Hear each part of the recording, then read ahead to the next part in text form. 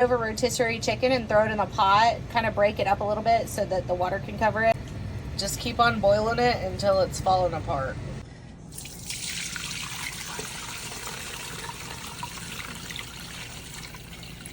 Then you're just gonna strain it so you can pick all the meat off and get all the bones out.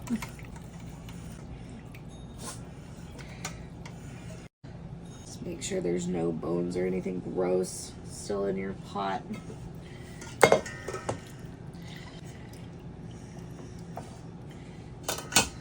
Then just pour the liquid back in the pot. Don't do like I do and make a giant mess. Just pour the liquid back in the pot.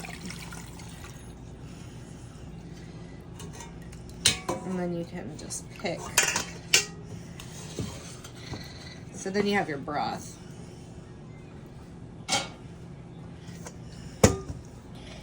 And then you just want to pick all the chicken out and separate it.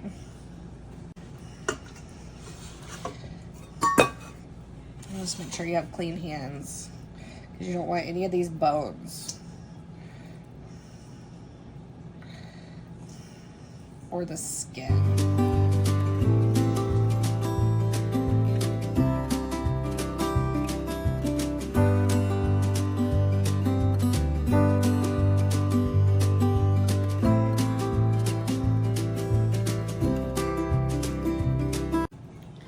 We're just gonna stick our pot back on the stove.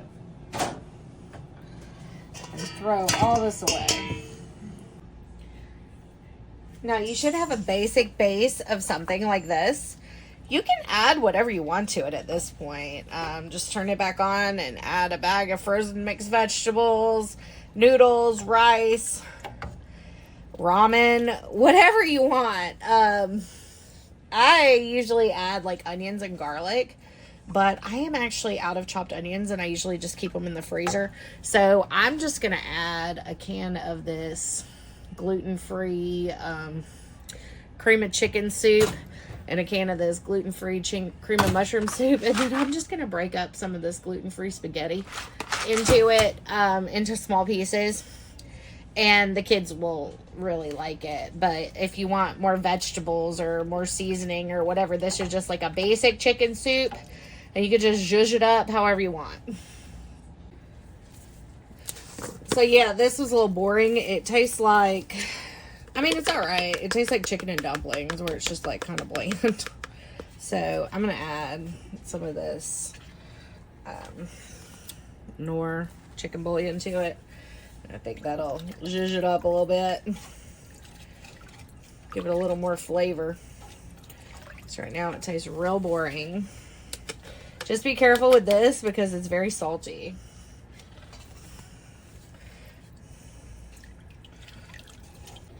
I was just going to say, when you get it to this point, if you didn't want to add noodles to it, this one with the can of cream of chicken and the can of cream of mushroom soup would be really amazing if you took like some refrigerated biscuit dough and you could just break it in chunks and drop it in it. When it floats to the top, it's pretty much done. You can make chicken and dumplings. Just be careful when it's done so that you don't burn yourself as boiling. But this is how it ended up. It definitely has the noodles in it, but gluten-free noodles are a little weird. And if you want more noodles, add more. If you want less, add less. But this one is going to go to the kiddo. She's very impatiently waiting.